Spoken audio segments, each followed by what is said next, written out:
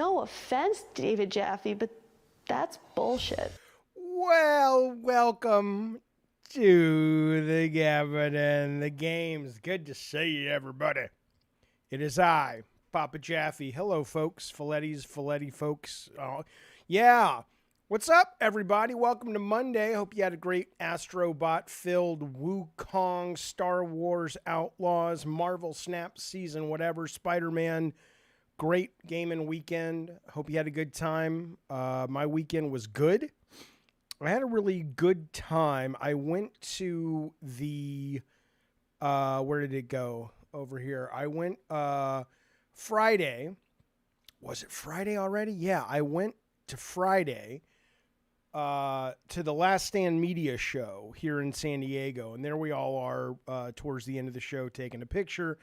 It seemed like a full house. The balcony was filled. Oh, yeah, Space Marine 2. Sorry, that and Tekken. There's a lot of great stuff to play out there. And it was a lot of fun, man. It was a great deal of fun to see all the Last Stand Media folks live, get to know them. I had never met, like, a lot of them in person. I had never met Maddie or Chris Raygun or Cog or Hogue ever in real life. It was really fun. And it was also fun at the beginning of the night and at the end of the night to meet with a bunch of folks who stuck around and came up just to say hi and talk games I had worked on, games in general, viewers of the stream. I appreciated that opportunity to meet some of you guys. So thank you for that. Mr. K drove down. Brett drove down. I don't remember his actual names. Rhyme and Punishment was there. Lockmort was not there. That's Ben Smith over there, the producer. Awesome says, my wife and I wanted to go so bad, maybe next time. Just tough to get the ducats, especially we live on the East Coast. Oh, yeah. And now this is the last time they said they'll be doing a live show in America until 2026. So your only real solve is to help Gabbin' and Games grow big enough that we can have a live show in 2025. But come on now. We're not there yet, fellas and filettis. Speaking of which, now's a good time as any to subscribe, like the show, if you like it, of course. I don't need your pity likes. Consider a membership. Come on now. Here, Amazon Prime membership over on the Twitch, if you're watching there. Could be a lot of fun. JJ saying, thank you for that super chat, buddy. He says, Jaffe, I saw James Earl Jones passed away. Yeah, he did today. He was 93 years old, the voice of Darth Vader. Emmy winner, I think. I think it was for Raisin in the Sun or Fences. Might have been Fences. Also, obviously, my favorite role of his was Field of Dreams. The voice of Mustafa from the goddamn Lion King. And I'll tell you something else. He was in a movie called Sneakers from the guy. What did he direct before that movie? I don't remember, but maybe what the fuck did he direct? No, he did Field of Dreams, then he directed Sneakers. The director, I forget. He doesn't make movies anymore, but he was great. He was in that, but passed away is such a strange term. But thank you for the super chat, JJ. Yeah, I always think like passed over or passed on, but passed away just feels so our perspective of life, right? I don't know if he's passed away. He's just not here. No, we didn't do a live event, Rob the Mod. We did we did an event that was part of Last Stand Media. Yeah, you're right, Mutant Mo. Mutant Mo says James Earl Jones was also the bad guy in Conan, but you wouldn't know that since you've never seen it. I haven't. I've seen Conan the Destroyer, but I have not seen Conan the Barbarian. Yes, I understand it means he's dead, Wayne. I know what it means. It sounds so odd to me. It's like when the English use the phrase like, "Oh, this guy won the lottery. His name is Frank iPhone. Aged 26. Aged? What is he, wine? Like age is what we say in America. It doesn't matter because JJ Sayin is here." And he stepped up to the bar and he says, Jaffe, He says, look, baby, I want to be part of the Diet Soda Soldiers. And with that, I say thank you, sir. I appreciate that very, very much. To that, I'm going to give you JJ. Jesus, Ace, what are you doing, you weirdo? JJ, pick a number between 1 and 10. It'll represent my spiritual feelings for you. Rob the Mod is fighting a hurricane down there. He says, I would have driven out. You're not going to drive out to goddamn L.A. from Louisiana. Ambient says, don't say rest in peace when you die. Now also don't say pass away. The hell are you supposed to mourn? I'm okay if you want to mourn me on the day or the time I pass away or whatever. But I don't want you to be so arrogant to assume you know what's next. So just say, hey, man, it was fun, hopefully.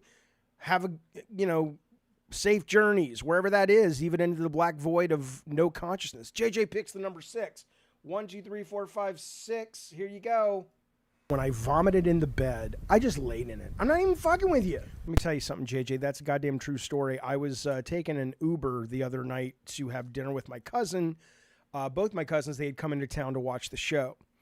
And I think because of this show and getting older and my ADD just getting worse, I just don't stop talking. And she's this real cute driver.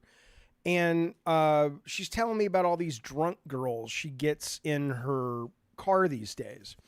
And I tell her about the time I almost threw up in an Uber, and I get into the vomit stories when I vomited in my bed. And I'm just like, fuck it. I'm telling stories all the time. And you know what? She seemed enamored. She was like, I like this little short fella in the back of my car. May have to give him a pickle tickle. She didn't say that, but in my fantasies, that's what I heard. Brett Moore, you goddamn right. Brett Moore says, Jaffe, I thought the show was great. Glad we got to meet you. I'm glad I got to meet you guys as well. Absolutely. To put faces with names and to make sure I can now identify the authorities about the watch list of people I'm worried about. Yeah, Mr. K seemed surprisingly nice. Surprisingly nice. So, yeah, no, you guys were great. It was excellent to meet you guys. Okay.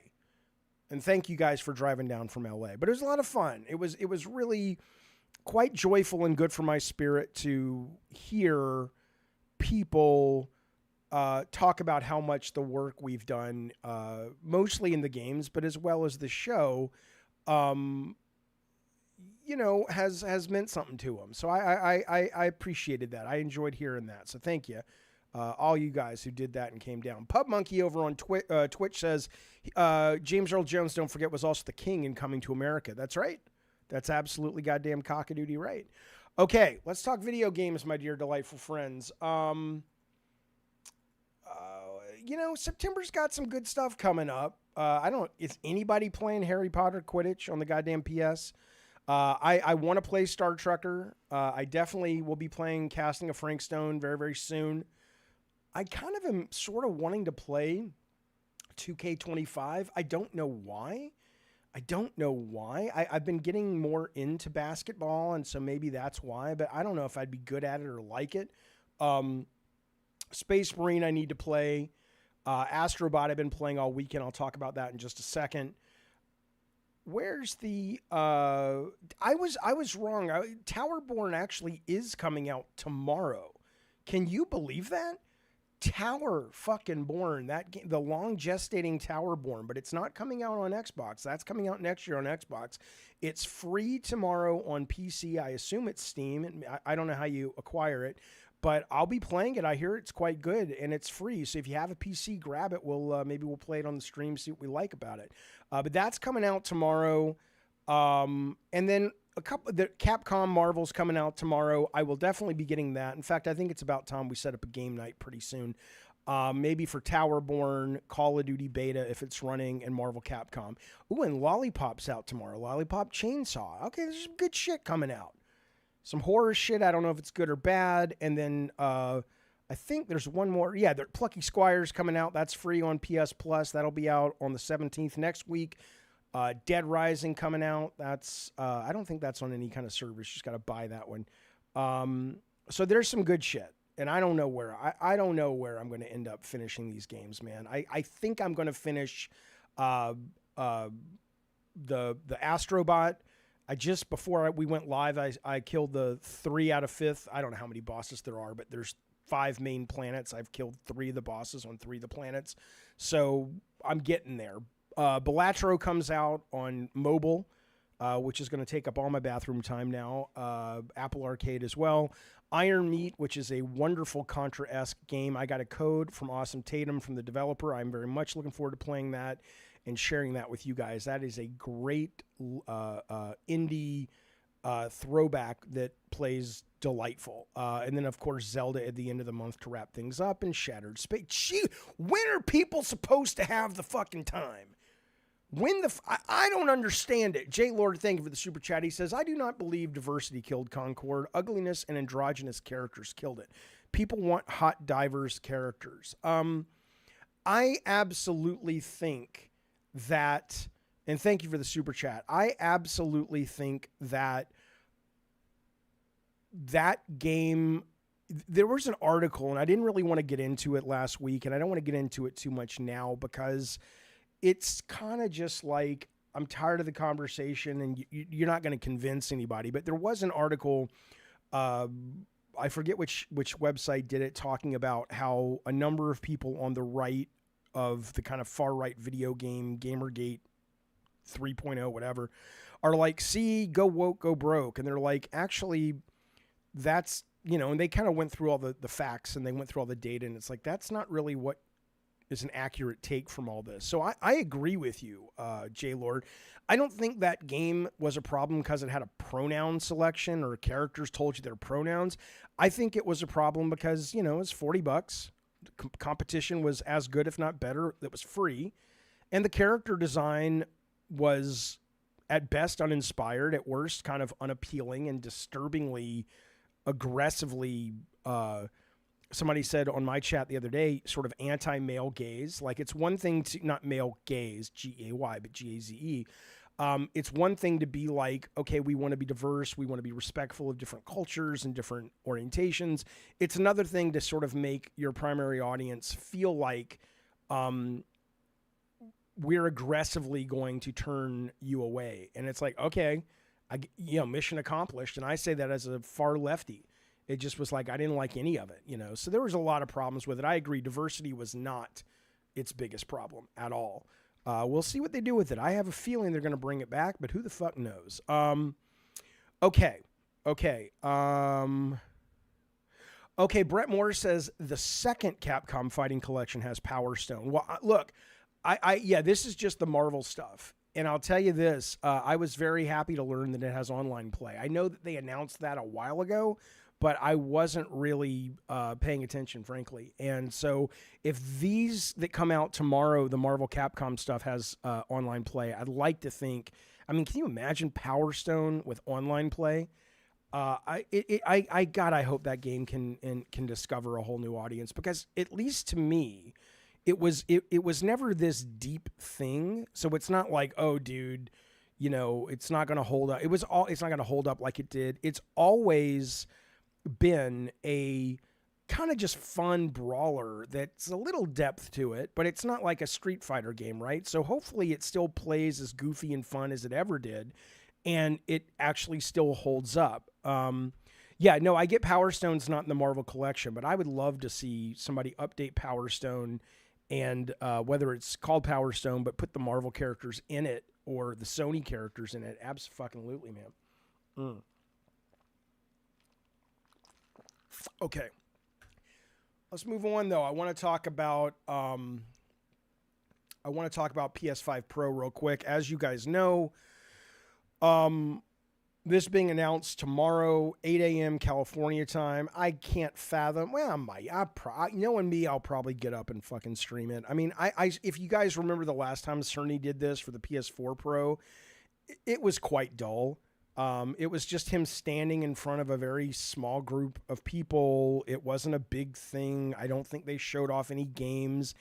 He just talked about, in his Mark Cerny way, the technology of what this is and what it means for the games, blah, blah, blah. And I'm like, okay, it's a 9-minute stream. Do I really want to get up to watch that or talk about it? I'll talk about it for sure. But anyway, This is tomorrow. They finally kind of, pretty much made it clear this is coming. I don't have much interest in it. I want to put up a poll. I put up a poll a few minutes ago. I want to see where it's at. Fuck it, I'll check it right now. I don't have any interest in this. But, my PS5 works fine. The only way I would buy this is if my PS5 goes on the fritz, or if Grand Theft Auto 6 and Wolverine just are awful experiences on the PS5 normal, which I do not think they're going to be allowed to do, given how many PS5s are out there and given how few PS4 Pros sold compared to the PS4. So I don't think that's going to be the case. And the rumor is that the price is absolutely insane, man. Awesome says, I have so many mixed feelings on the PS5 Pro. I'm always happy for something that runs my games better, but motivation is low this time. At least with PS4 Pro, it was to look better on a 4K TV. Well, let's see where the poll is. What I asked people was, the PS4 Pro is coming. Question, if all below is true, will you get the PS5 Pro 0 to 12 months after it launches? And this is what I said had to be true. You currently already have a PS5.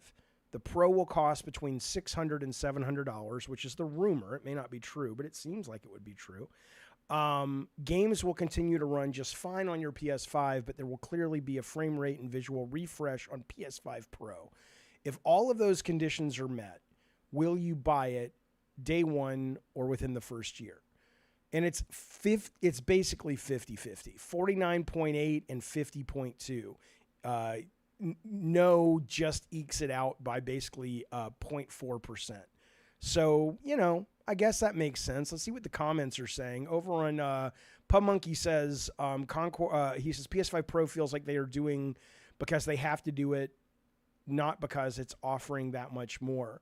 Well, why would they have to do it, Pub Monkey? Why would Sony feel the need that like they feel obligated to actually execute this? I don't understand that. If it's $700 over a 1K graphics card, they can get fucked with that, says Wayne. Well, a lot of people don't have PCs though. Jaffe, will you buy a Pro for the games or the tech? Oh God, I would never buy it for the tech. I don't give a fuck. I would buy it. The only reason I would buy it is the games that I want to play on that console that I can't immediately play at least for a year on PC, which is where I would prefer to play, are going to run like dog shit on the PS5. But I don't think that's the case. Yet we'll see. York says just play GTA 6 on the PC. Yeah, but they haven't announced it. And if history is any evidence, at least as I recall and as I've read, they never. There's always like a year gap or so between the console GTA and the PC GTA. So I don't know if I want to wait. I don't think I can afford, given what I do all day for this show, I don't think I can afford to wait a year before I play that game. So, Brett Moore says they really should announce a new game to go with it. Well, given that it's a 9-minute stream tomorrow, I don't imagine they're going to have the time to unveil a brand new game. He might say something like, hey, we're excited to show you this in action at Tokyo Game Show, which I think is later this month, right? So I'm sure we will see. That's the rumor, right? At least if you listen to all these guys online, they're saying that that there was this announcement and they were correct about the rumor of this announcement, and then they said the next announcement is some kind of not a showcase, but like a state of play or something. Both of them happening in this month, so I hope so. Jojo D says, for me, it's about GTA 6. Will that game utilize the Pro? Oh, yeah. I mean, come on, man. Yeah, well, see, Ambient Jules says, not to mention the rumor that GTA 6 won't even run at 60 on the Pro. I mean, again, who knows, right? I've heard that rumor about Grand Theft Auto. I'm sure over the weekend you heard the rumor that it got pushed out to 2026, I think, or it got pushed out from at least 6 months from where it was about to come out, was supposed to come out. So I don't know, but I definitely think they're going to struggle to get it to run at an acceptable level given how ambitious it needs to be. So, Cyclown, so Cyclown says hardly anyone talks about the compatibility issues older games had with One X and PS4 Pro. Every game I have tried that came out before those consoles is very, very unstable. All I can tell you is I got the PS4 Pro day one, but I got it gifted to me by a tester with the Spider-Man bundle, just because, I think, he worked with us on Drawn to Death, and he used that and got a job at Sony, and it was like, hey, we got these for free, but I would have never bought it. But I was always curious, did the games start being worse? Like if you were to get Miles Morales, or whatever came out, the last couple of big games on PS4, and you were to play them on PS4, not PS4 Pro, was it an acceptable gaming experience, or did the fucking thing barely fucking run? I don't know. I agree with you, PK, but again, he says it's going to cost $200 more for slightly more power. Yeah, no, I hear you. But again, I'm breathing rarefied air, boys, because now that I have GeForce Now, that itch, which was never a massive itch, but that itch gets scratched. That sounds filthy all the time, right? Because I'm playing everything top of the line. So what I'm playing right now is probably more advanced than what you're going to see on tomorrow's show, because it's NVIDIA's top of the line shit, right? But okay. Also, by the way, I have a theory that what we're going to have announced soon is, if they announce the PS5 Pro tomorrow, which they will, let me get my big head out of the way to show you this. This is the team that makes Astro Bot. And I don't think this has been announced, at least not in America, but they have PS5 Astro Bot bundles. I tried to find an announcement of this, but I didn't see anything. So maybe it's been announced, and I just didn't I didn't hear it, and I can't find it. But I think what we're going to see this Christmas is an Astro Bot bundle for the normal PS5 and a price drop of $50 to $100 is what I would think. Because I think if you look at the sales last either quarter or year, I don't remember.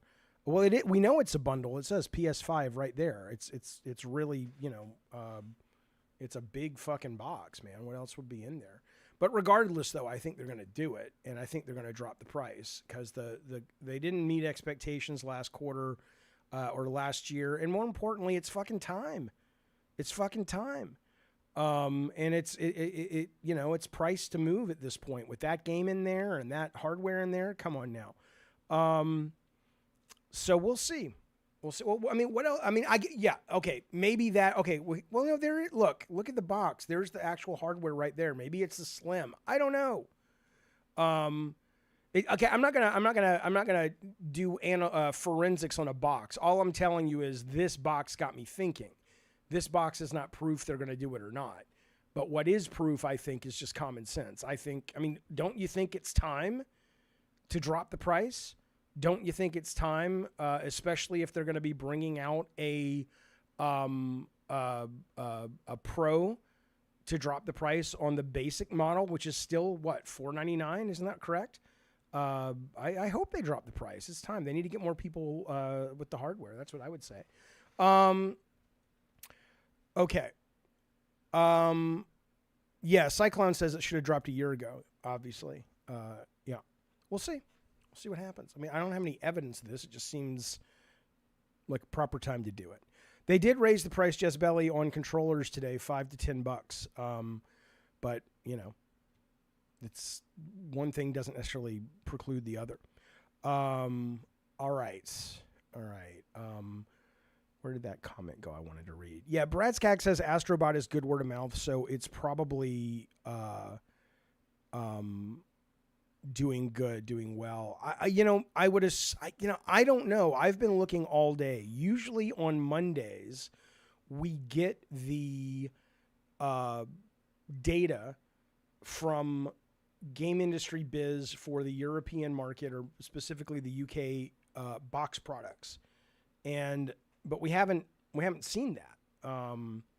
So I'd like to see how it's doing as well. I'm very curious. I think it's delightful. We're going to talk about that in just a second.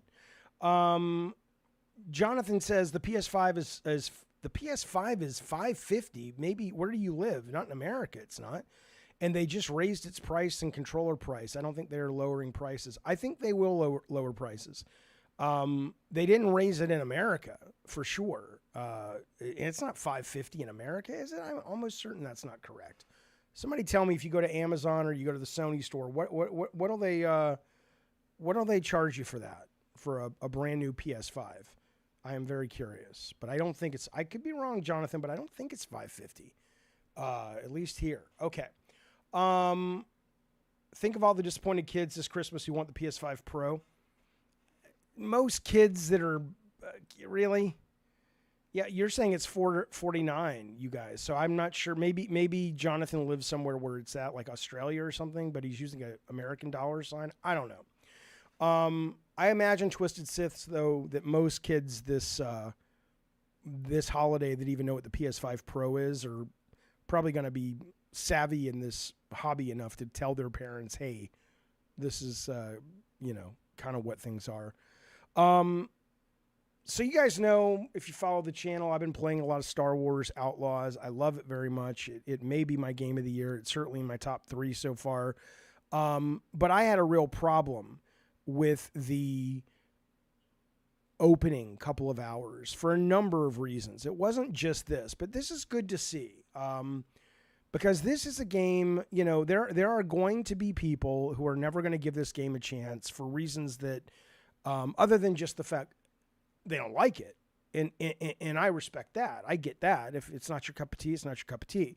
But there's a lot of people that are shitting on Star Wars Outlaws for reasons that are like, "What? Have you played it? What are you talking about? It's really good after you get past this horrible opening."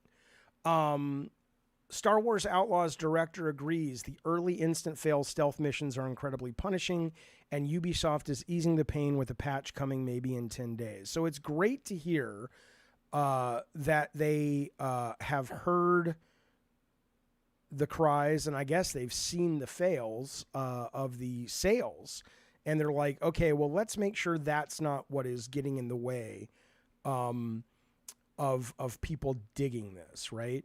They did say, it was interesting, he says, I think it feels unfair. This is his quote. And believe it or not, this wasn't our intention. This is more something that crept in the last week or so. Think about that. What could that have been? I mean, maybe it was a really bad focus test or play test, or maybe it was, I mean, I don't know, but what would have crept in the last week to create that? But I'm glad they're doing it. I hope more people give it a shot, because apparently it's having an effect on the stock. And then today there was news that one of the very minority holder, like less than 1%, said, hey, I think this company needs to no longer be a public company. They need to become private. They're all they're doing is making decisions based on quarterly health and not the long-term satisfaction of gamers, which would make us more money. Is that him actually proposing some kind of hostile takeover, or is he just kind of venting publicly? I don't know. But, I mean, Ubisoft has had a rough run of it. I love this Star Wars game. I really, really do. But they have struggled with things like their roller derby game, their Hyperscape game. They've got another kind of, X Defiant is apparently bleeding players right now, which I don't think they could have anticipated Call of Duty becoming owned by Microsoft and then putting it on Game Pass, because X Defiant's high concept, at least to me, was always, it's the only big AAA level publisher-based free-to-play game shooter that is not Extraction, it's not Battle Royale, it's just meat and potatoes Call of Duty ripoff. And there was no big free-to-play game that offered that, as far as I can remember. Everything always had a gimmick or a weird rule set or, extraction, blah, blah, blah. And so I wouldn't blame them for that one. But, I guess we'll have to see how the Samurai game does coming out next month. The other thing, too, is the goddamn Ubisoft Plus. I don't know, because I haven't seen any news on that. But it's kind of crazy to me that it's like you guys basically are. I was talking to somebody on the stream last night, I think, on this when we were playing Astro Bot. It's like you've basically done two things. You've conditioned the player that your games, unlike Nintendo, that's like, dude, you barely ever get those on price drop. And so you buy accordingly. You plan accordingly. People are right when they say the Ubisoft games are often on sale within a month, like deep cuts within a month of release. So you've already trained them with that, not to show up day one. And you've also trained them now, if you get Ubisoft Plus for $18 and you're releasing two games back to back that are anticipated, one highly in the case of Assassin's Creed Shadows, I have to assume that is also affecting, maybe even more so than whatever other reason people have to not want to play Star Wars Outlaws. Awesome says, I'm tired of gamers who don't play the game and try and tell everyone how bad it is. It's exhausting. I can understand first impressions, but just play the game and give me your opinion.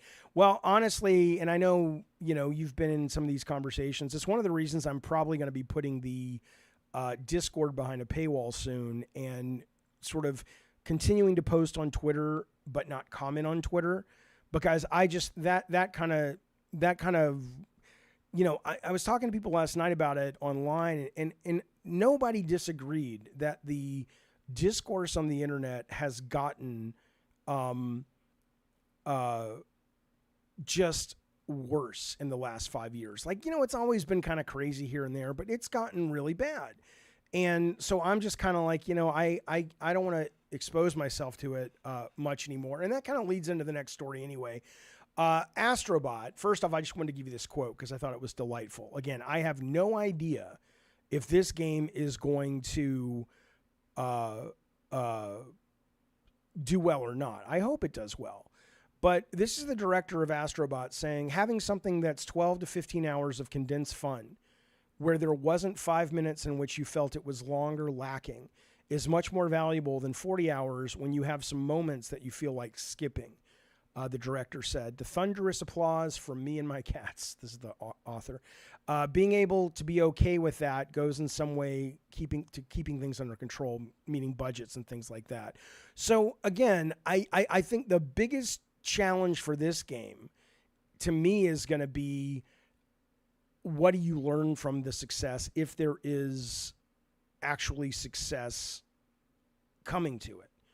Because so much of the success of this game is going to be hard to extract the specifics. Is it successful because of the fan service and because the age of gamers are old enough, they have kids they want to share their childhood characters with? Or is it because it's just a great game, and would it have done just as well if it was a new Ratchet and Clank, which I doubt because they never do that well. But I do love the fact that there is this pushback happening, even at the highest level at Sony, where they are starting to say, we're going to have to sort of, put the features, let the features still matter, but it can't be about checking things on the back of the box. Not that those exist anymore. It's got to be about people saying this is a fucking awesome game to play, and then the other stuff comes later. But so much of the business model has affected the game designs and harmed the game designs that it's good to see this. It's good to see this. Jezbelly says, I'll try to be better. I was negative. I've never noticed you being negative. I don't mean having an opinion that's that someone does or doesn't agree with. I'll give you some examples in a second what I'm talking about. No one in here, the reason I would be putting it behind a paywall in the Discord is because nobody who pays to be part of the community is the problem. They understand that they can disagree and they can even be negative, but they want to actually have a real conversation about games or whatever we're talking about. No, none of you guys. I mean, some of you guys, not most, but Addy Pie control to the point that I want to jump out the window. But he usually pulls it back when it's clear it's annoying. Richard, thank you, buddy, for the super chat. He says, you literally described my exact thought process. I will be getting AC Shadows day one, so I'm going to wait and get Star Wars on sale down the road. Absolutely, yeah. Like, for me, I love Star Wars, but I'll probably have it finished by the time my Ubisoft Plus subscription runs out. So I'll probably just go, okay, I'm done, and then resubscribe for Assassin's Creed Shadows, but we'll see. Addy Pie, you did nothing today, but you must admit you do tend to be kind of trolly at times. I don't agree with that, Brett Moore. Brett Moore says the music in Astro Bot is amazing. The boy music drop in the God of War level made me laugh out loud. There are some great songs in Astro Bot. The thing I'm bothered by, it's not a big deal, but when we did Drawn to Death, we were like, let's not spend a lot of money and let's take as much music that's original from Twisted Metal and let's just put them in. No one's going to remember. And if they do, they'll like it because they must be Twisted Metal fans. Fuck it. Who cares? This game, Astro Bot, seems to only have like 5 fucking songs. It's like, where'd your music budget go? Compared to like something like Sackboy's Big Adventure that had a great soundtrack. That, frankly, is one of the weakest parts to me. It's not that the individual songs are bad. It's just there's not many of them. I don't really understand that. Yeah, Vitaphone, you're not one of the problems at all. I mean, we disagree a lot, but I don't have a problem with disagreeing with people. Pub Monkey says, if AC Shadows does poorly, how bad is that for Ubisoft's future? I think I think it's really bad, or at least it's bad for the Guillemons. The guys, the family business that runs it, because Star Wars not doing well and it being a really good game is troubling. But Assassin's Creed is kind of their, I'm not trying to use, literally this example comes to mind, which is Tom Brady. I'm not a football guy. I don't talk football. I'm not trying to, Jeff's in the football. No. I do like Auburn football. The point is, though, Assassin's Creed tends to be the workhorse, okay? It tends to be Tom Brady when he was on top with the Patriots. It could always deliver, right? If they can't pull that off, Pub Monkey with Shadows, which looks great, I don't know, man. I think you're right. I think there's some real problems going on at that company.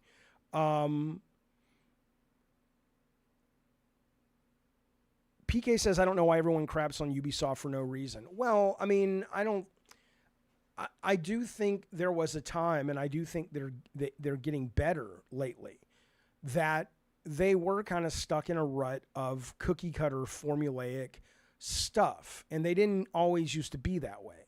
But yeah, I mean, I tend to like Ubisoft. I really do. I think they have a lot of potential.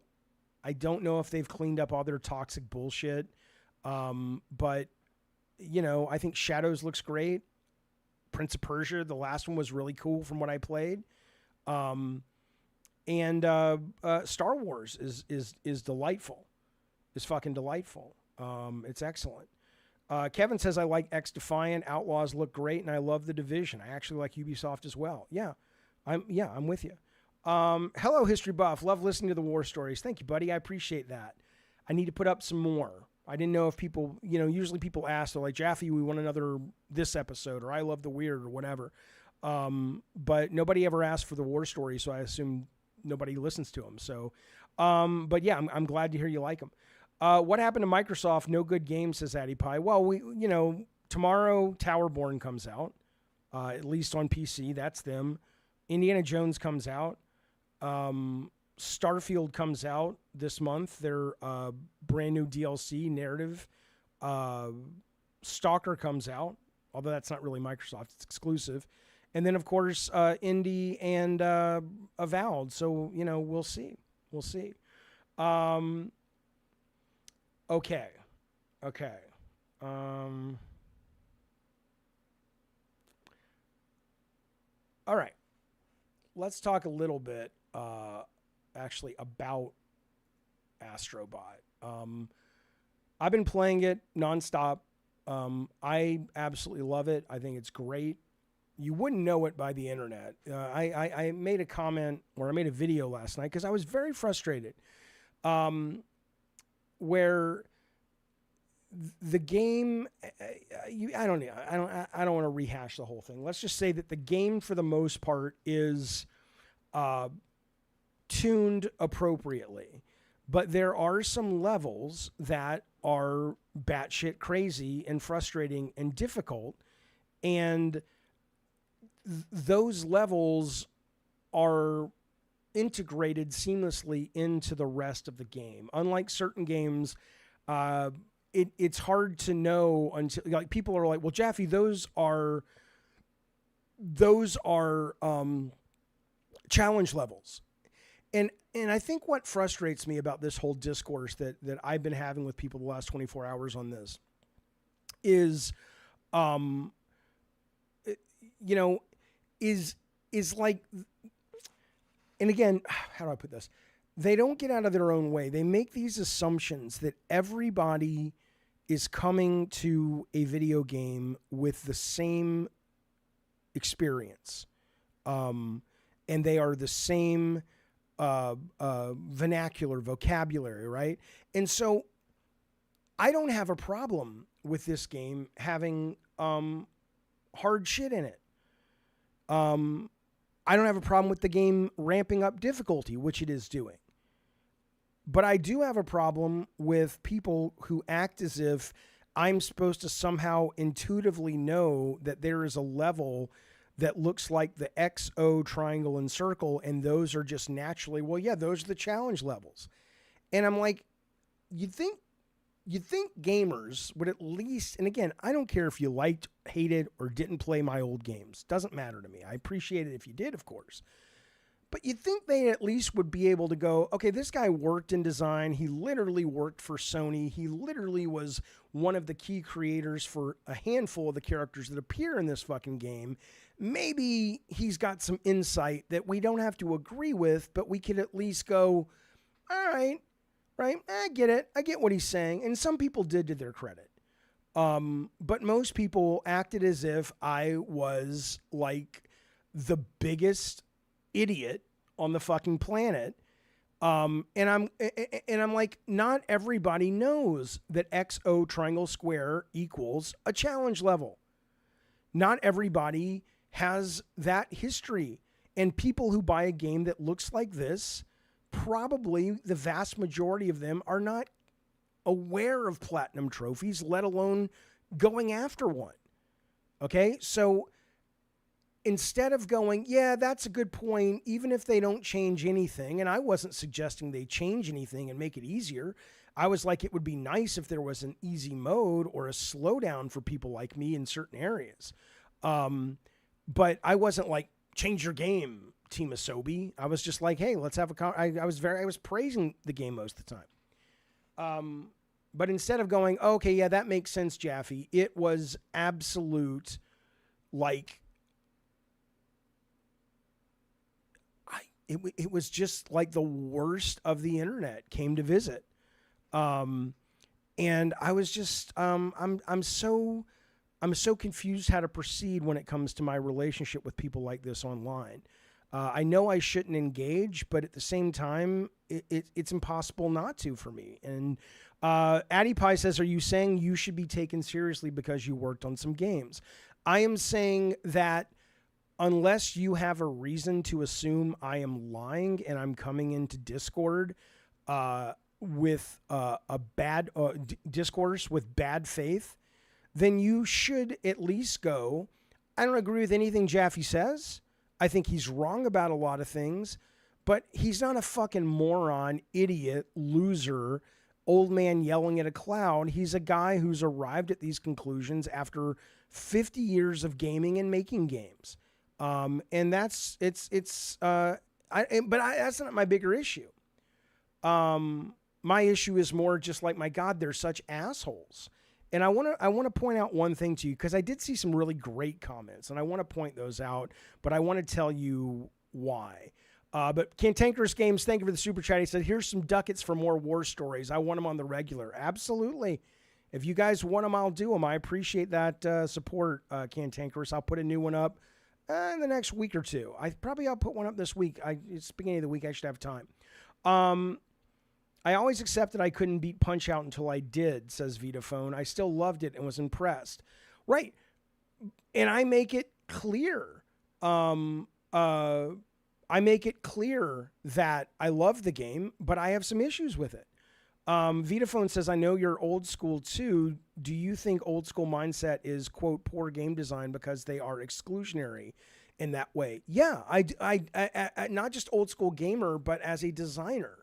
The idea that gamers have not only accepted and gotten used to games, pretty much putting the onus on them to figure shit out that really is the game's responsibility, but then they will actually go online and defend these bad practices. Now, I'm okay if you want to have a discussion that says, I get your point, Jaffe. Yes, it would be great if they were more clear on what the challenge courses were, or if they didn't lock the really coveted things for the mainstream player behind those grind sections.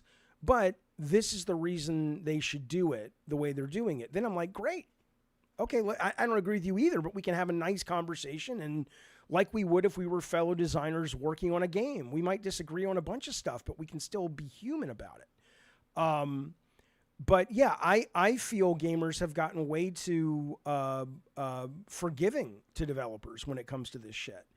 And I don't know why. It's just a very weird thing to me that they just seem so willing to just be like, yeah, it's fine. Don't explain all your systems. I don't mean the ones that they consciously, like if you ask the director and he's like, oh, like Miyazaki, it's like I meant to make some things really opaque and confusing because I wanted the community to solve it together. It's like, oh, okay. I don't always agree with that, but at least I get the logic. But you can't tell me that Sony and Asobi making a game for for everyone, which is a celebration of just how Sony has made video games mainstream, is meant to be filled with things that's like, I have no idea why that just got hard. Is sort of the problem is. I do think some of it says awesome is the commentators just don't have the perception maybe of being a game designer, so they don't see all sides of the prism. Yeah, which is why I'm not saying, it's not me going, do you know who I am? I was a game designer of hit games.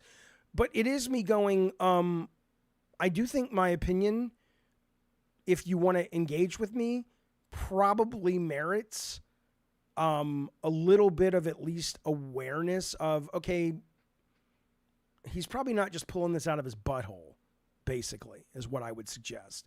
But let me read you something else that really hit home with me, though. This was a comment that I got. Listen to this. This is from somebody on YouTube. He says, I'm a 68-year-old gamer playing Astro Bot, and I totally agree with you, Jaffe. When you get older, it's not a matter of getting better. Your reflexes will slow down. All a developer needs to do is add an accessibility mode that can be shut down in hard parts or of a level so everyone can enjoy the game. I get the challenge stuff, but one day you will not have the ability to get your fingers to move that fast. Your brain wants to, but your reflexes say no. Okay? And it's kind of like ageism or ableism. It's like there, I know our society says anybody over the age of 30 needs to be put out to pasture like Logan's Run. I get it. But I don't feel that way. I've never felt that way about older people. And regardless, I am older people now. Okay. And you're not, where's the same vitriol when Sony says we're doing this for colorblind folks, or Microsoft says we're doing this for people with cerebral palsy, and so we're making controllers that allow them to actually play the game? It is scientifically, statistically proven that as you age, your reflexes slow the fuck down. It's just the way it goes. And yeah, age. That's right, Wayne. And so the question becomes, it's like, okay, so what? I wish maybe the way I feel about it is what they're really doing is just saying we're gatekeeping. You're not good enough anymore to be in our club, right? And that's okay if you just fucking own it, because that's basically what they're saying. I'm not saying I want to take their fun away. I'm not saying I want to take their challenge away, but I am saying even if it's not an age thing, I've said this before. It's like, you know, why is it that you're hard but not too hard if you just get good is my impossible? Am I supposed to be you? Or is the game supposed to adapt so we both have a similar experience? Both of us, if it's supposed to be hard, struggle until we almost give up and then we push through and we have the same feeling. But you're acting like somebody who's never played high school football and you were in the NFL. We should be in the same place when we're out in the park playing touch football with our fucking friends. It's ridiculous. So, you know, you goddamn right. Awesome Tatum says, my reflexes may get slower, but I get cheaper dinners at Golden Corral. Take that, whippersnappers. Yeah, I mean, it's just weird. It's just like, you know, my generation fucking was the first generation that came up with this stuff. If it wasn't for us, you wouldn't have this shit. If it wasn't for me and people like me at Sony, you wouldn't have any of this shit. You take me out of the equation, Scott Campbell, Jason Rubin, Andy Gavin, there's like 12, 15 of us. There's no history that you're celebrating here. And yet, hey, you're too old. You know, it's just, I'm really bothered by it. I'm really bothered by it.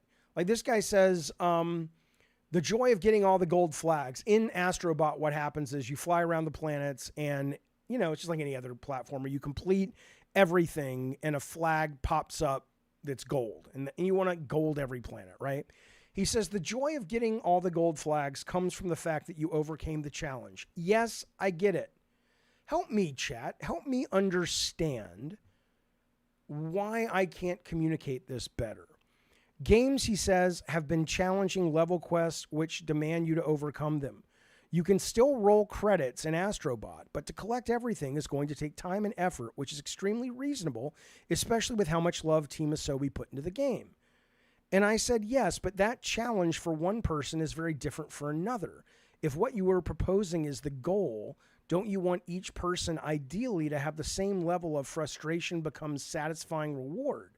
But for some of us, what for you is challenging is impossible. Why can't I communicate that? Why don't they go, oh, I see what you're saying. You want to feel like a badass that pushed through the frustration just like me. But because of your skill or because of your age or because of your disability or because you just, who the fuck knows why, you need that setting to be at a different place than I do. But we still walk away with the same experience. Why is that? Like, what am I fucking up in my communication skills? And we'll move on, but I was curious about this because I don't get it. I don't get it. Sparky Pants McGee of the Cincinnati McGees. I'll tell you what, they're a good family. And I'll tell you what, if Kamala Harris wins, it'll be because their generosity and political suggestions on how to play the game. He drops a big super chat. Thank you, buddy. He says, I think I see your point, but I thought the sacred symbols, work for challenge levels compared to normal level indicators. Curious what you would have done differently to cue players what a challenge level would look like. Thank you for the super chat. Thank you for the question. Okay, so here's exactly what I would have done.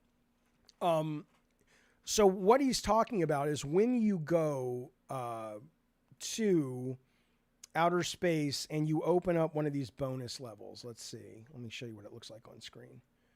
I don't think this guy's... Okay, there's an O right there, right? So any of these are challenge levels, right? But they don't call them challenge levels, right? And they also lock the robots and the things that you're trying to collect behind these challenge levels. And I'm like, so you're telling me that this game that is dangling these great carrots in front of me the whole game. Now you're going to put some behind these challenge levels that somebody of my skill set will never be able to see. So what I would do is this. I would make it in the lore. I would just say, hey, these are, warps to, I think in Mario they call them like Grandmaster courses or whatever. But these are warps to a galaxy where things are really hard, blah, blah, blah. But if you want to get trophies galore, this is where you go. Basically saying, hey, these are for really hardcore people. You can take them in any order. We're going to give you rewards for doing it. You can get some costumes. You can get platinums. You can get golds. That's the only way you're ever going to get that. But the core game narrative of collect the 300 robots, all of that is, unless they want to add a difficulty dynamic or adjustable or a slowdown feature like Spider-Man 2, all of those rewards stay sort of in the base game is what I would say. That's how I would solve it. Because I don't mind that they're there, and I don't mind that they're part of the game when they are. I don't think they have to come at the end of the game. But to make the assumption that, like, you're going to get a lot, here's what's going to happen. You're going to get a lot of people that are playing the game, loving it, then they inadvertently open these up, and they're like, oh, cool. And they go in and see this little icon right here. This means there's a PlayStation mascot in this level you can unlock, right? And so you go into this level, which is just platform, super duper fucking platform challenging. And this guy, I don't know who made this video, but he's probably pretty good, so it's not going to be that hard. But these are meant to be really fucking hard. And you could probably be in there for a long time trying to unlock whoever the fuck this is. Who is this? Is that Raiden? And it's like, you might just say, fuck it, I'm done. Because it's just too fucking hard. And you avoid the rest of this, which would be a shame because these levels are delightful. This level, which heartbreakingly does not give you Jinsukai, I hope Jinsukai in the game, is amazing. This level, Casino Slowdown, is fucking amazing. Brad Skaggs says, so what do you mean by difficulty? That's what I thought was stupid. Okay, Addy Pie, you're missing the point. But let me answer Brad first. That's why I say you're a troll, because how can you miss the point I'm making? So, okay, people are like, well, how can you have a difficulty level in a platformer? It's really easy. In fact, they have that in this game. If you haven't noticed, every time you fight a boss in this game, here's the octopus boss, right? Which all the bosses so far have been delights. Every time you fight a boss, Astro Bot starts with these little cards on his back. I don't know what they are, but they're little just icons of Astro Bot. And when he gets hit by an enemy, one of them there it is right there. You see it right there, that little glowing thing? It's a heart. Okay, so when he takes damage, that heart goes away. So he's basically being given 3 chances to not die or to die and get hit and respawn without having to go back and start everything over. That would be how you do it. And another way you could do it is also like Spider-Man does it. Just let the user be able to change the speed the game runs. So it's like, hey, or hell, what's the game? Roller Drome was the first game I saw do it on a mainstream game, where you can just drop the speed to 70%. Yeah, I agree, Elliot. The mouse level was awesome. The Uncharted level was awesome. It's a great fucking game. It's a great fucking game. Yeah, it's like the Tiki Mask from Crash Bandicoot. Exactly. Eddie T says they probably should have had a galaxy that had all those levels. I don't think they were hard. Right, but that's the thing. So you don't think they were hard. Addy Pie says, I love the difficulty. Don't you see this as a problem?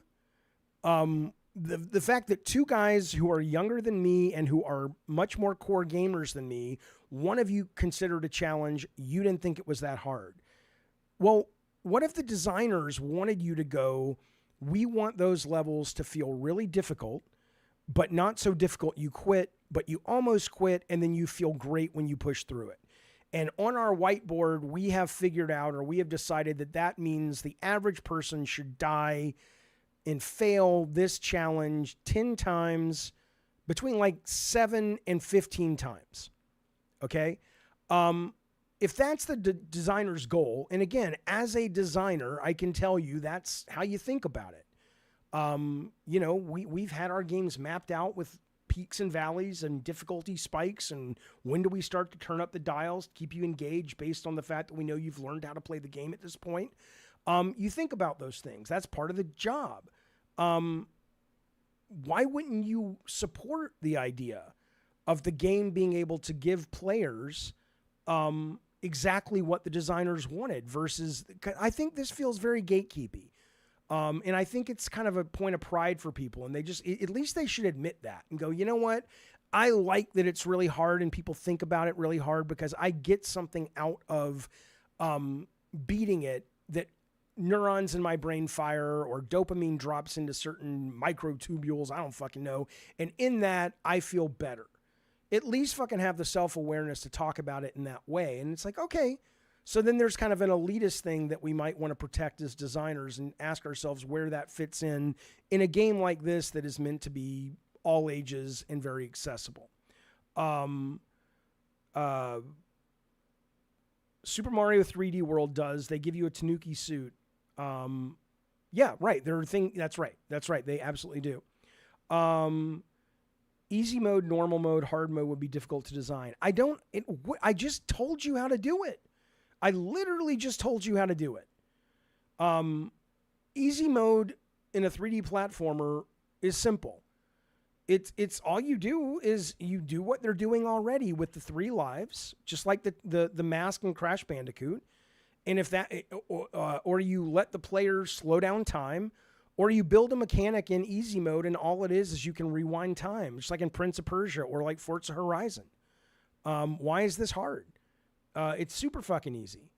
You know, I just don't get it. I don't get it. Right? And that's why I'm asking you guys. I get it, but I'm just trying to figure out, am I wrong in saying the only reason people are defending it is either some kind of weird, not even weird, but some kind of not diagnosed issue that gives them a great little perk to their own sense of self-confidence, and they feel that that's threatened, right? Maybe that's it. Or somebody else was saying in the chat that, you know, it's a 70. Oh, it was a Pub Monkey. When people spend $70, they might want to be defending the need to defend their investment decision. Could be, but at a design level, which is what my channel is about and my tweets are about, isn't that, though neither of those things should rule the roost, right? Beat says they play tested the game. You are presenting your argument as if the devs are the problem and not you. Yes, but I didn't say. Yes, I absolutely will say that if I were running the show, this would not be ready to go out for consumption for the masses. Did they play test the game? I don't know, but let's assume they did. Sony does a lot of play testing. I can't imagine they didn't do it on this. Okay. But here's what probably happened, right? Here's what probably happened, because a lot of people who are sort of involved in some of these decisions don't know. And maybe people on the team did like the way this is, but they didn't think about it because it's kind of standard, right? Which is you go to play test and people, the play test person comes back and says, dude, they're having a lot of trouble with the circles, X's and O's and whatever. The answer would be, oh, well, yeah, those are bonus courses. You don't have to actually do those to win the game. That's just kind of a side thing. Oh, okay, problem solved. Let's not worry about it, right? Because it's a valid answer, but it's not unless you're really getting the answer and making the decision where you go, wait a minute, though, why would I know that those are challenge courses? Especially if you're a relatively new gamer, you're a family gamer, or you were a fan of Sony as a kid and you've come back to the fold with this game. What logic exists visually to suggest that, oh yeah, X's, O's, triangles, and squares mean it's a challenge course? I don't understand. I don't understand. So that would be my answer, Beats Game. If they just made all the challenge level bots from Concord, there'd be no reason to complain. Okay, fair. I remember when Dev Diaries came out for 2 Human, when Dennis Dyack talked about flow being the holy grail of game design. I think it depends on the game. But you're right. I think in most games you want to be on that edge, that sweet spot of you're super engaged, but you're not frustrated for too long. But you don't want to go the other direction because you're bored. It is the magic thing most developers look for. It's a delightful thing when you can provide it. Challenge courses read exactly as they do in Mario. Nintendo is a good company to follow for family games. Yeah, Mario does a much better job. Like, for example, when I'm playing, maybe this is why, like I'm playing Mario Wonder, right? And I know there are some stars, like you know, can you get all the stars? Okay. But I don't feel, and maybe it's their fault for making the rewards so compelling, which is PlayStation mascot bots. But I don't feel in those games like, oh no, I can't leave this level behind, because you know what it is? It's every level probably has one of those, and you start to learn that, oh, you don't have to get those to finish the game, and they're not really locking anything amazing, like they're dangling these costumes and these robots that you do in Astro Bot. But in this game where they're like, you can see it down at the bottom of the screen, it's like X over 300. And right, Eddie says it's addictive. I wanted to see them all to see how they interact at the crash site. Right, when you collect the PlayStation robots, they go back to the crash site. You can buy them props and shit, and then they do all kinds of crazy shit. It's different than just like, oh, look, I got 8 stars on this particular course that doesn't really give me all that much. I'm listening to everybody, Twisted Bulbo, but just because you say something doesn't mean I have to read it. I'm not in a talking pilot mode. I'm reading things, but say something interesting. I'm responding to the chat. What would you like me to respond to? Elliot says Wonder had star ratings for difficulty on each level, so you know what you're getting into. That's right. Absolutely. 100%. All right. Anyway, I wanted to cover that a little bit, but I was really annoyed by that. I was annoyed by the ageism, the ableism. I was annoyed by the lack of self-awareness when it comes to communicating with people that you're not really defending a game being hard. You're actually defending a game. You're actually defending your act of gatekeeping. Because ideally, I totally doubt if you ask the designer, hey man, was this meant to be a game where you have these challenge levels, you don't point them out, you just hope players will figure that out, and if not, oh well. And they're hard, and most people that aren't like core gamers will never solve them, and we like the fact that they will continually wonder, what is that PlayStation mascot hidden behind those challenge courses? If they said that, then cool. Then it's like, hey man, that's your vision, go with God, right? But I guarantee you that's not their vision. Their vision was probably, yeah, they're supposed to be challenging, but we want everybody to, you know, achieve and push through and feel rewarded. But your challenging is someone else's impossible. And if you can't see that, then you are gatekeeping or part of the problem, or you're Miyazaki, either way. But he gets a pass because he's a genius. Listen to this. I did reach out to John Garvin, and I said, dude, you got to come on the show. And he's like, why? So I can continue to commit like Twitter suicide? But look, John has a right to his opinion. I did want to bring it up because people were talking about it. In Astro Bot, John didn't like that one of the characters he was a key guy in writing and creating, Deacon and Deacon Spike, basically are turned into robots like most of the other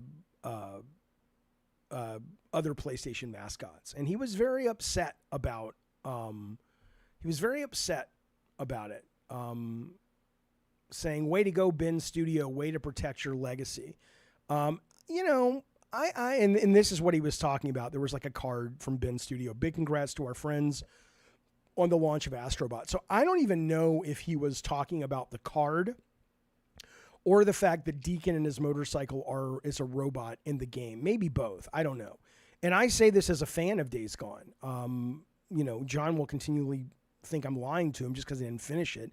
That's not my problem. Fucking game was way too fucking long. Didn't need to be that long. Should have taken some lessons from Astro Bot and John Howink. But I was a big fan of that game. I really enjoyed it. But he has a right to feel that that's devaluing, I guess, the character that he rightly so emotionally feels ownership to. I was disappointed there was no Sweet Tooth. I was happy to see Kratos and Atreus and all those guys, even though that's not my Kratos. I really like the way it works is there are some hero characters that when you rescue them, they open up like a hero level. There's like a God of War hero level, an Uncharted hero level, and it was a great level. It was a lot of fun. But it's not, the Kratos that I hold near and dear. But my understanding is that Sweet Tooth will be in the game. He's probably going to be in DLC because they've shown art for him. And there's Sweet Tooth right there. I don't know why some of these. There's Fat Princess. There's Sweet Tooth. There were a few more. And so I'm hoping that, they have announced free DLC already. So hopefully these are being saved for that. I was suggesting or thinking out loud that, when I was a kid, there was the cartoon, the Fantastic Four, and they got rid of the Human Torch because they were worried kids would set themselves on fire. So maybe it's that, but I don't think it was that. I think they were just like, hey, we need to have some stuff to save. And he's a big enough character, especially with the TV series. He's not like, we're not going to hold Nathan Drake or Kratos from the base game. But let's go ahead and take kind of a B-level mascot character and put him over there. I think that's cool. I got no issues with that. So I was looking for him for a while. And then I saw this news story. I'm like, okay, you can stop looking, Jaffe. He's not in there. They should have just made all the bot unlocks for challenge maps, the generic bots. Yeah, or fuck it. I mean, even though I agree with that. Or they could have just said, hey, if you want the costumes, so you can change, because there's a part now where you can unlock costumes that Astro Bot can dress up like these characters, or at least a handful of them. Put those behind the thing. But yeah, I don't know. Even though then I would miss them, the logic is, oh, okay, go to the hard galaxy. That's where the costumes are. Okay, I got it. I understand now. But it feels like it's all marbled into the experience, and it just feels kind of confusing and frustrating to me. That's it. Do you feel the caption they left under Kratos' bot in the showcase section was mean-spirited? I've read it, but I don't remember it. Can you just go ahead and tell me what it says? So what he's talking about is when you collect a PlayStation mascot and it says rescued, blah, blah, blah, they don't actually say the name of the character. It'll give you just like a little descriptor piece of text. So I don't remember any of them, but like, okay, like when you collect the robot that's dressed like Nathan Drake's wife, I forget what her name is. Instead of saying her name, it'll say something like, the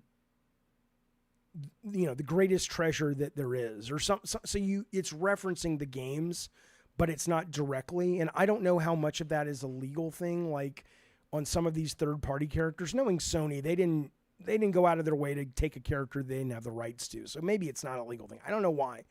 But regardless, they didn't put, maybe because in the world of Astro Bot that exists inside a PlayStation, they don't have the names. I have no fucking clue. But I would be curious, though. I don't remember Wayne B. or who was it? No, Jules. I don't remember what they said when you get Kratos. And so clearly it didn't bother me enough that I needed to worry about it. Oh, Ooh La La was in there? I haven't seen her. Okay. Well, I know she was on Dreamcast, but didn't they also release a Space Channel 5 game on the PlayStation? They may not have. I thought they did, though. Okay. Hello, Coolius Maximus.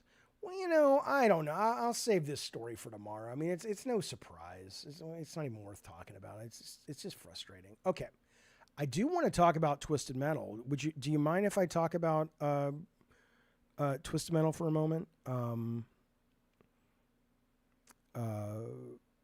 Where did it go? Yeah, let me know what they said about Kratos. I'm dying to know now. Okay, so the other day, let me show you this first. This is Speed Freaks. Speed Freaks is a car combat game. Grease, that's old news. Oh yeah, well, great. I don't care. I don't think it's mean-spirited. I don't care. I don't care. That's what I consistently struggle as well, but there's nothing I can do about it. I can't communicate well enough to people to let them know I put out a great review of the 2018 game. I think it's a great fucking game. I just don't like Kratos in it. And people are like, Jaffe's mad. Jaffe's salty. Yeah, okay. Okay, so here's this game, Speed Freaks. I'm only showing it because it's the latest car combat out there. But for the longest time, and I'm bringing this up because I think I don't know if I've solved it, but if I was still working in games, I actually have a direction I would go now to solve the biggest problem with car combat being a dead genre or subgenre, right? Which is if you watch how the vehicles engage with each other, since you're not really racing, everyone is moving so fast and you only have line of sight on someone for a very limited amount of time that you take some pot shots or fire a big weapon and hope it hits, and you either loop around and do it again, or you run off to get health or whatever, or you try to solve the objective, okay? But if what you're looking at right here, there's really not that much of an interesting communication happening between players in car combat. You know, back in the day, sure, especially when it was two-player split screen and you had the sort of social aspect of it. But it just doesn't give you the kind of fidelity that you need, okay? And this is consistent across the board, whether it's Twisted Metal Black or whatever. And I know there are some hardcore Twisted Metal fans that will tell you Twisted Metal Black had a lot more nuance that they could do, and maybe so. But not, as the designers, we couldn't do it, and we didn't put it in there on purpose. So we didn't know what the fuck they were talking about. So regardless though, this has always been the thing that stumps me when I think about why not make another Twisted Metal when people ask, or go kickstart and raise some money to make car combat, blah, blah, blah. It's like, because I don't think there's any way to make this relationship between the people you're fighting more interesting if you're in a car. Movie Maniac, thank you, buddy. Thank you for coming back to the fold. He has resubscribed to the Diet Soda Soldiers. I appreciate that, Movie Maniac. Thank you, sir. Thank you very, very much. Everybody give him a pickle tickle, and I'll give him a sound cue. Let's see. No offense, David Jaffe, but that's bullshit. Good point. Welcome back, sir. Good to have you back. Okay. So I just want to pitch you. Now, you may hate this. It may not work, but I was thinking. I was thinking about this, and I think I might have a solve. And I want to see, maybe I don't, though. If you hate it, tell me. Again, don't be a dick, but just tell me you don't like it. That's how things get done. Pedro Panache. Well, look at that old knucklehead stepping up. Listen to me, Pedro. When I vomited in the bed, I just laid in it. I'm not even fucking with you. It's true. It's true, Pedro. Pedro has joined the Diet Soda Soldiers. Thank you, sir. I appreciate the support. Everybody give Pedro a picture of Hogwarts Mother. I would appreciate that. Pedro, welcome, buddy, and thank you. Really, good to have you. Okay, here's my thinking, right? Because it's if you compare it to a shooter, especially if you compare it to like Call of Duty 6 Call of Duty Black Ops 6 beta, the way you can move, thank you, Mutant Mo, that's deep cut, thank you, Eddie T. The way you can move in that game, the diving, the sliding, the jumping, the climbing, the strafing, and then you go to something like this just feels insanely old-fashioned and antiquated. But then I started thinking, well, what if you took these concept cars, and they wouldn't look like concept cars. They would still be ice cream trucks. They would still be 57 Chevy inspired cars, Corvettes. You know, they would be, they would still look like cars, but the wheels would be these 360 degree spheres. right? And driving pleasure, and making every journey. And we've seen some of this. I can show you some videos of it. Goodyear actually made this tire, the spherical tire, and you'll see it moving. It's not like Cybersled. No, it's so you would have two different ways they move. And I don't mean they would move like in Warhawk, how there was like strafe mode, hover mode, and fly mode. It would be much more integrated than that, but you would be able to drive like a car where you could go a lot faster and your ramming would do a lot more damage and instantly adjust to your left-right motion. So imagine coming around a corner, going into a drift, and then activating the omnidirectional wheels. And then as you drift, you also take your car and you start to move it. Literally the whole car, not just the back end or whatever, right? This could be interesting.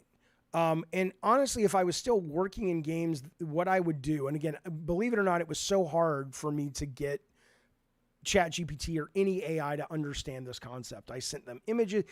They just couldn't do it. So I had to sort of, this is the essence of it, but it looks terrible, of course. This is my designer art, right? But you would basically have car combat, but you would be giving these cars much more fidelity in motion. They would probably also have some kind of jump jet, so you could jump strafe left and right, up and down, backwards and forwards. I don't know if it would be fun, but if I was still working in video games, I would go to a programmer and I would say, I don't even want to pitch this to anybody. I don't want to, all I want is let's just do a couple of weeks prototype just to see if this is fun to drive around. Yeah, Cyclown says you'd have to have advantages and disadvantages in each mode. Right. And it really shouldn't feel like modes. Like I said, I don't want it to feel like Warhawk strafing, hover, and Warhawk flight. I want it to feel instant between one to the other, right? But yes, absolutely. So if you say, I want to be in car mode, maybe you have more armor, you're definitely faster, your ramming does more damage, you can get away quicker.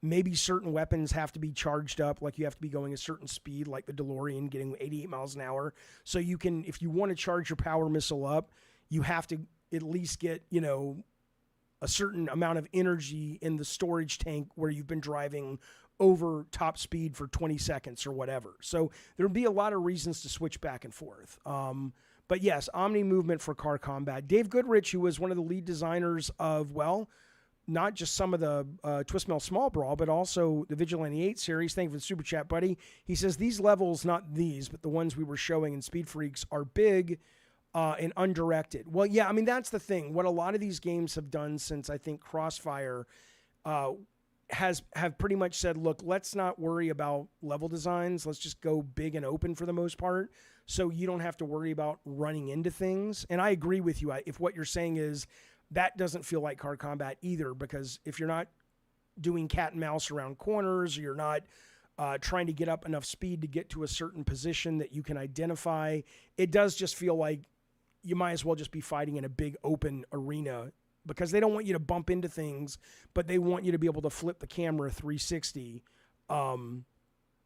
so you can target guys is kind of what it is. But okay. So there you go. That's the idea. So if it turns out anybody reaches out and says, Jaffe, I'll prototype that for you, and if it's really fucking fun, we should kickstart it. I'm like, all right, we'll raise the money somehow. I'll think about it. But I don't have the resources. I mean, I could hire someone, but I don't want to build a studio. I don't have the, what's the word I'm actually looking for? Not resources. I don't have the desire to build a game studio. But I think could be really fun, or it could be a disaster. A lot of times, you know, things you think are going to work on paper are no fun. And this is why you can't design by paper. You got to just fucking have somebody build it and see how it plays. Okay. Oh yeah, but all of that you'd get. Awesome Tatum says, yeah, level design is what makes car combat. Movement's huge. I want interactive environments, weather, lots of power-ups. Yeah, all that would still be there. There's no reason this would come at the expense of that. So Car Combat Game says Ravnos where you can be going 100 miles straight and then just go left on a dime. Well, I don't know how the speeds would work in terms of how fast you speed up or slow down when you change modes. But if you look at this and you're going, if this guy, see how he came around that corner, right? So see that, like usually what would happen here, so if you look at the screen, this car looks like he's drifting around the corner. And then it looks like, though, instead of drifting like this, and then the back end kind of gives out as it slides, it looks like he starts to do that, and then you could activate the Omni wheels and just keep pushing to the right. So watch this. Here he goes. See that? Now he's drifting. Now he just says, oh, fuck it. I'll just slide over there. But now he's going a little slower. Right? So, and again, maybe if you want to build up weapon charge, you have to actually do old-fashioned drifting, but you can't do it when the Omni wheels are working. So anyway, it's an idea. I wanted to throw it out there because that has always been, hello, Soak7, that has always been the thing that I say I wouldn't want to do another Twisted Metal because I don't know how you get over the fact that the fidelity of motion in a normal car just isn't interesting anymore. But again, I would not want these to look like future cars. I would still want them to look beat up, armored, grungy, Mad Maxy, Twisted Metal-y. They just kind of have this as their wheel set, right? So who knows? Who knows, my friends? But that was the idea. I wanted to share it and see what you thought. Okay.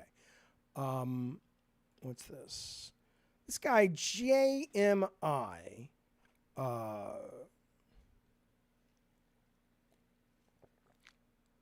Yeah, you could have huge levels, of course.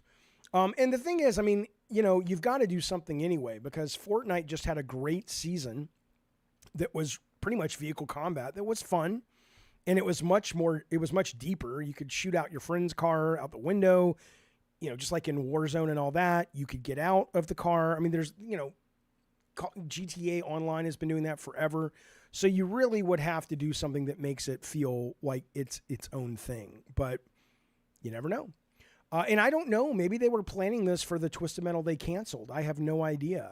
I doubt it because it seems like a pretty big change that unless you've identified what's wrong with car combat, and maybe they had, I don't know. Are IGN out of touch with gamers, says JMI. They gave Stellar Blade, loved by millions, a 7. They gave Concord, loved by no one, also a 7. And even complimented the character design. The reason I wanted to talk about this briefly is because I got to wondering, right? Why isn't there, and maybe there isn't, I just don't know what it is, but why, and I understand the journalist and the critics' necessity of freedom and necessity of saying, hey, we are all about treating this like an art form and our integrity and blah, blah, blah, blah, blah. Okay, I get it.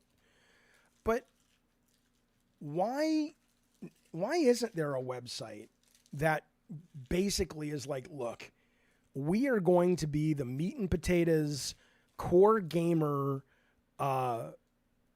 site.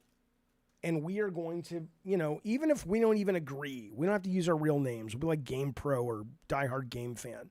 But if we know the fans are really into Stellar Blade and the hot chicks, give it a great score. I don't lie, but, let's be those guys. I mean, wouldn't a site like that do crazy, even though it's kind of just preaching to the choir? It's like Fox News. I don't mean it's like Fox News in regards, because MSNBC is the same for the other side, but Fox News, though, was the first to really come out there with, quote, news that was really entertainment that was skewed for, Pravda was, I guess, propaganda in Russia, but you know what I'm talking about. So why not basically do the kind of core gamer guy, tropey, stereotypical gamer, not the guy in his basement, but the kind of people that, I have problems with a lot of times. And just go, yeah, we're not going to lie necessarily, but sometimes we'll push things in one direction because we know what the choir wants to hear and we know what the choir wants to sing. And so, I mean, think about it. You would have Stellar Blade would be in the running for Game of the Year. They'd make fun of Concord. It's not the Spike TV audience, though, Eddie T, because that's kind of the Joe Six-Pack. I'm not talking about the guys that are, only buying Madden and Call of Duty. I'm talking about the guys that are like a lot of you in this chat or on NeoGAF or the one saying you guys are fucking up gaming with all your liberal agenda, of which I push. I don't push it because there's no agenda, but I push my philosophy, which does tend to feel and be very liberal and progressive. But I'm trying to think of other games that like this year would be that. Like what came out? Certainly Space Marine would be one of their Game of the Years. Stellar Blade. Astro Bot would get some love, of course. It's not like it would be so obvious what they're doing, like Fox or MSNBC. But why the fuck not? Why doesn't that exist? I mean, am I wrong, or wouldn't that do really well? I'm Wukong, absolutely. First Descendant, Eddie T, right. Seriously, tell me, what am I missing? Why is there not a site that's like, holy shit, we're going to meat and potatoes this son of a bitch? Or is there? And I don't mean one of these bounding into comics, Gamergate. I don't mean any of that shit. I don't mean any of that shit. I want nothing to do with that shit. I want nothing to do with that shit. I'm talking about decent people. They're not fucking racist. They don't hate women. They don't put up with misogyny or any of that shit. They're just going, we're going to cover games for quote guys. And when I say that quote guys, I mean that stereotype basically. Ravno says there is. Okay, what is it? I'd be stunned if there wasn't, but I certainly can't think of it. Noisy Pixel? Okay, it must be doing really well. Never heard of it. Noisy Pixel. Let's go there, shall we?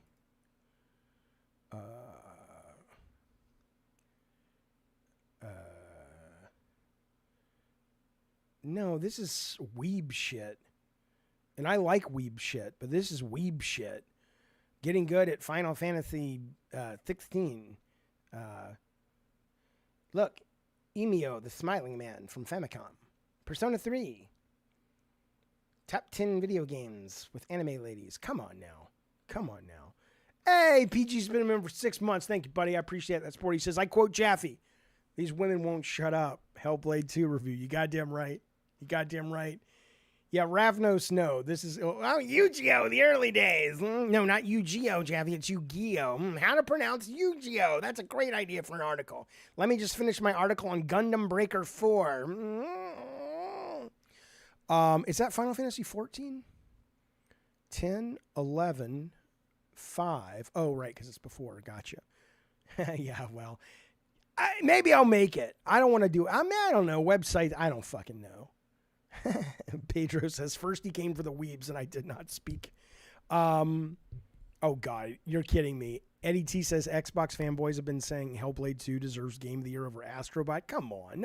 Nobody serious believes that.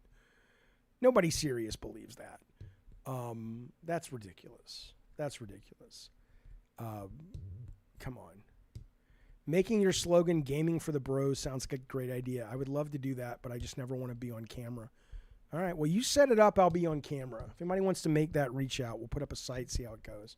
But I don't know how that shit goes. Do people go to sites anymore, says Vitaphone? I don't fucking know. I was stunned to hear that one of the biggest game sites out there is not just IGN, of course, but Games Radar. I'm like, really? Like, who goes to game? I mean, I go to get news there, but I didn't know it was like a popular thing, but clearly it is. So, and they go to YouTube. Yeah, I mean, I guess you could do it more like now, like a kind of funny Last Stand Media. Hell, I should just fucking change this shit and just do that here. You know what I really want to do? I'm just sharing my ideas today. I don't think it would work, but I don't know, like for me to do it, because PR would have a nightmare, but I don't know why Sony or Xbox, I get why Nintendo hasn't, but I don't know why Sony or Xbox has not created basically a 24-hour live streaming channel, just like a radio station, just like MTV was back in the day. And it never goes off the air, and there's always programming, and it's always kind of centric to their brand. They don't just cover PlayStation, but they do giveaways. They have exclusive interviews with all the PlayStation people. They have old PlayStation game playthroughs by the designers and all that. I mean, a 24/7 channel I think would be huge for a PlayStation or an Xbox. I don't know why they haven't put the effort into that. But again, it's one of those things. Everybody thinks they have the next great idea, but the rubber has to meet the road, and that means I'd have to leave my house. No, thank you. Bulbo says they're saying the PS Pro is $600. Yeah, that's a bad idea. Let's check out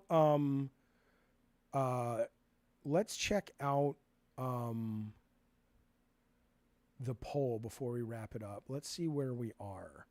So I asked if all below is true, you have a PS5, the Pro will cost between $600, $700. Games will continue to run fine on the PS5, but there will clearly be a frame rate and visual refresh on the PS5 Pro. Would you buy it day one or within 12 months?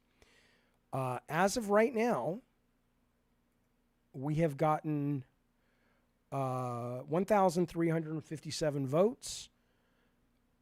It's mostly even. It's a little less even, but it's 48.6 said they want it. 51.4 said they don't. Am I going to stream the Sony thing tomorrow? I might. It's only 9 minutes. And if I get up early, it might kind of fuck my day for a proper show versus it might just be better to do a proper show a little bit later in the day and we can just talk about it. But so I'm not sure, honestly. Or maybe I'll watch it on Discord with people if they want, but I won't actually do a proper show. Ian Hansen, thank you, buddy, for joining the Diet Soda Soldiers. That means that you get a sound clip, but I first have to sing Mbop. Because do you get it, Ian? Because your last name's Hansen. I would like to rear up and jackknife my legs and kick you both with my foot bone.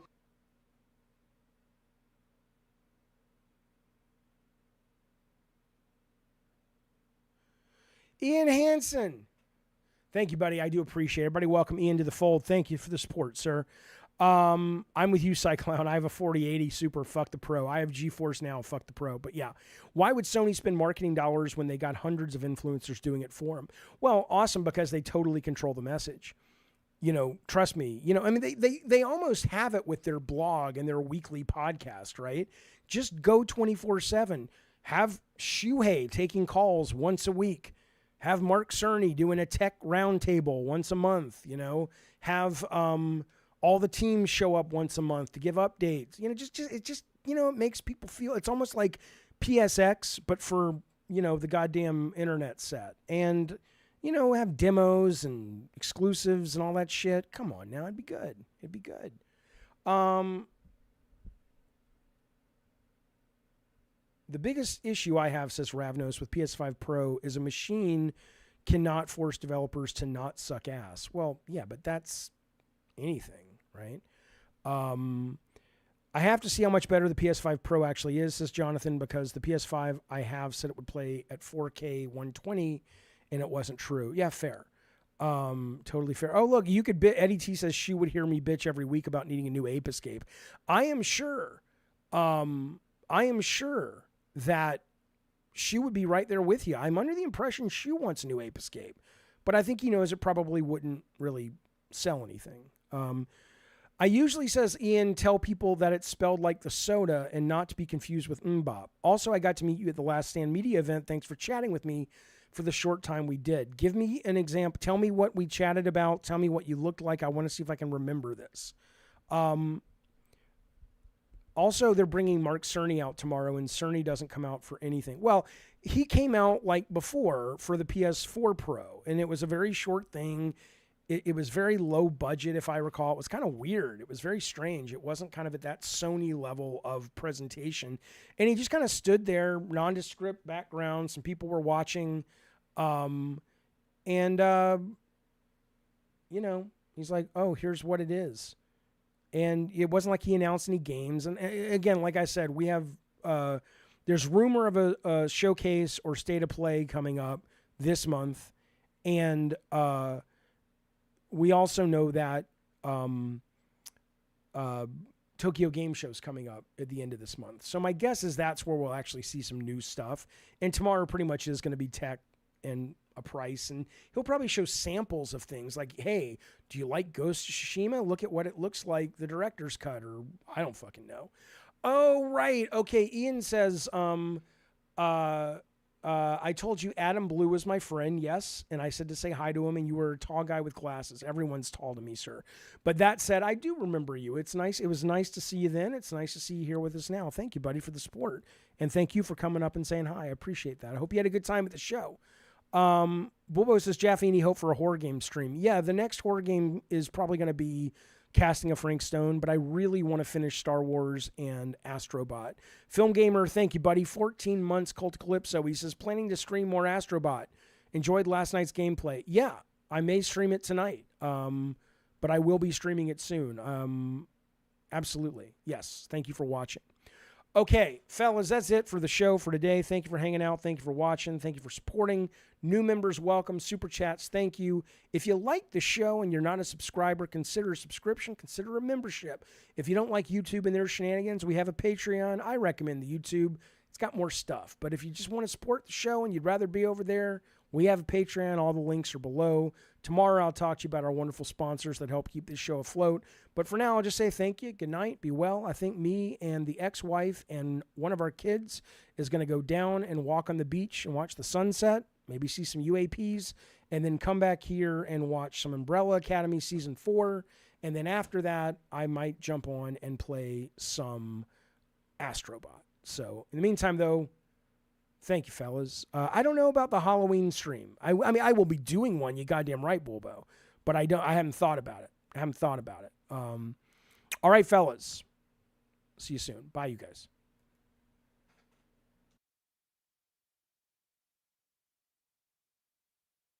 Go suck a big fucking dick.